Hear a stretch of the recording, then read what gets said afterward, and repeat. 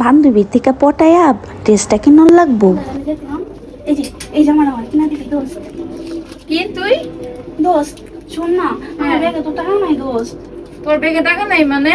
নাইকা দোস্ত, তুই টাকা ছাড়া শপিং আসছিস? তুই তো আমার নিয়ে আসলি।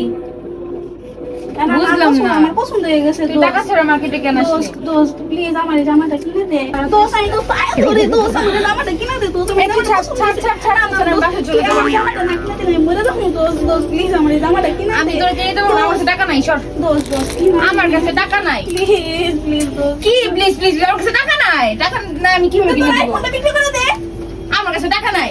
আইফোনটা বিক্রি করে দে। আচ্ছা দে, কিনে দিতেছি।